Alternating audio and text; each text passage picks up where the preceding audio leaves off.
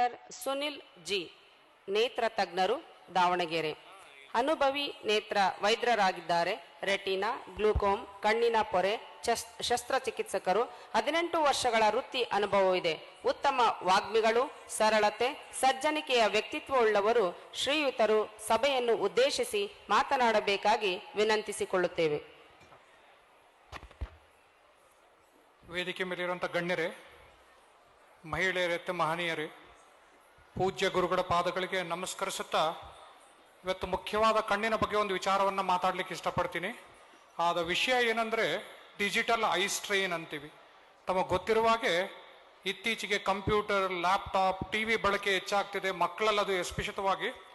ಅದರಿಂದ ಕಣ್ಣಿನ ಮೇಲೆ ಏನು ಪರಿಣಾಮ ಬೀರ್ಬೋದು ಅನ್ನೋದನ್ನ ಮತ್ತು ಅದರ ಪರಿಹಾರ ಹೆಂಗೆ ಕಂಡುಹಿಡಿಬೋದು ಮತ್ತು ಅದನ್ನ ಹೆಂಗೆ ತಡೆಗಟ್ಟಬಹುದು ಅನ್ನೋದ್ರ ಬಗ್ಗೆ ಒಂದೆರಡು ಮಾತುಗಳನ್ನ ಹೇಳಲಿಕ್ಕೆ ಇಷ್ಟಪಡ್ತೀನಿ. ತಾವು ಗೊತ್ತಿರ್ಬೋದು, 1980ನೇ ಇಸ್ವಿಯಿಂದ ಡಿಜಿಟಲ್ ರೆವಲ್ಯೂಷನ್ ಅಂತೀವಿ. ಬರ್ತಾ ಬರ್ತಾ ಬರ್ತಾ ಬಳಕೆ ಒಂದು ಮೊಬೈಲು, ಕಂಪ್ಯೂಟರ್, ಅದರಲ್ಲೂ ಆಧುನಿಕತೆ ಬರ್ತಾ ಬರ್ತಾ ಹೋದಂಗೆಲ್ಲ ಒಂದು ಮೊಬೈಲ್ ಬಳಕೆಯಿಂದ ಈಗ ಮಲ್ಟಿಪಲ್ ಡಿವೈಸಸ್ ಅಂತೀವಿ. ಒಬ್ಬರು ಲ್ಯಾಪ್ಟಾಪ್ ಬಳಕೆ ಜಾಸ್ತಿ ಆಗಿದೆ, ಕಂಪ್ಯೂಟರ್ ಬಳಕೆ ಜಾಸ್ತಿ ಆಗಿದೆ. ಇದರಿಂದ ದುಷ್ಪರಿಣಾಮಗಳು ಏನಾಗುತ್ತೆ ಮತ್ತು ಇದರಿಂದ ರೋಗ ಲಕ್ಷಣಗಳು ಏನಿರುತ್ತೆ ಇದನ್ನ ತಡಿಬಹುದು ಹೆಂಗೆ ಅಂತ ಹೇಳ್ಬೋದು.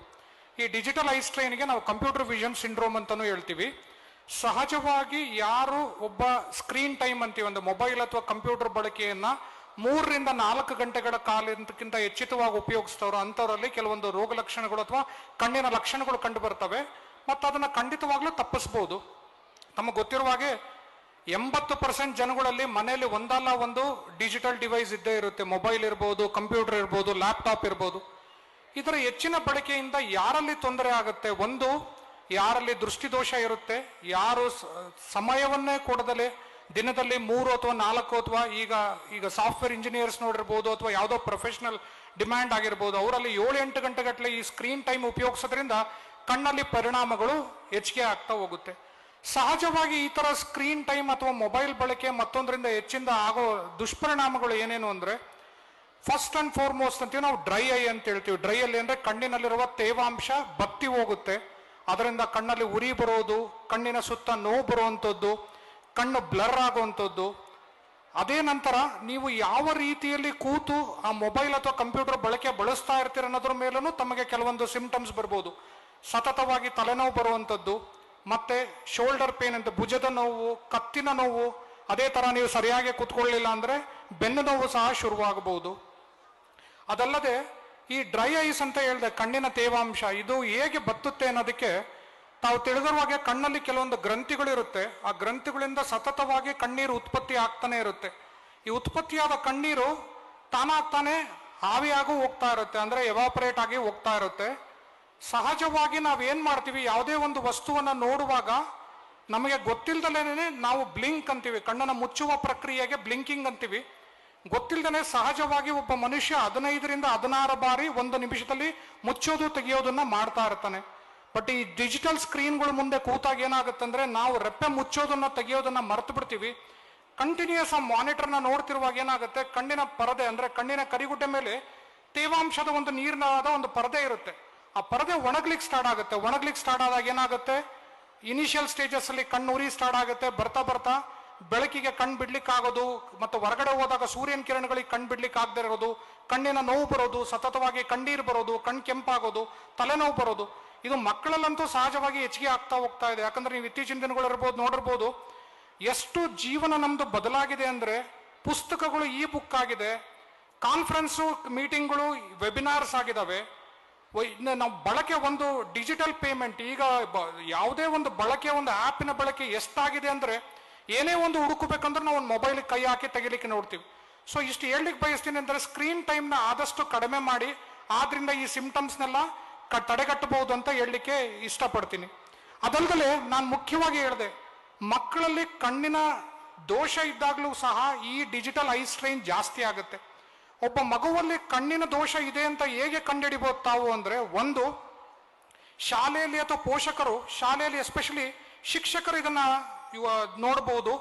ಒಬ್ಬ ಹಿಂದಿನ ಬೆಂಚಲ್ಲಿ ಅಥವಾ ಹಿಂದಿನ ಕೂತಿರೋ ಮಗು ಸರಿಯಾಗಿ ತನಗೆ ಬೋರ್ಡ್ ಕಾಣೋದಿಲ್ಲ ಅಂತ ಹೇಳ್ಬೋದು, ಅಥವಾ ಕಣ್ಣನ್ನು ಕಿವಿಚಿ ಆದಷ್ಟು ಅವರು ದೂರದೃಷ್ಟಿ ನೋಡ್ತಾ ಇರ್ತಾರೆ.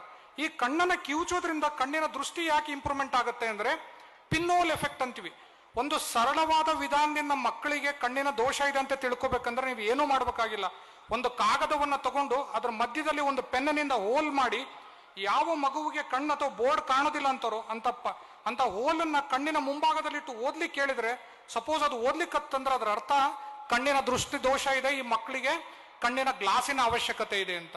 ಕೆಲವೊಮ್ಮೆ ಗ್ಲಾಸಸ್ ಬಳಸದಿದ್ದಾಗ ಮಕ್ಕಳಲ್ಲಿ ಕಣ್ಣು ಕುಟಿಗೆ ಆಗುವಂಥದ್ದು, ಕಣ್ಣಿನ ಮೇಲೆ ಗುಳ್ಳೆಗಳಾಗುವಂಥದ್ದು, ನಾನಾ ಥರದಲ್ಲಿ ಇದು ತೊಂದರೆಗಳು ಉಂಟಾಗೋದಕ್ಕೆ ಸ್ಟಾರ್ಟ್ ಆಗುತ್ತೆ.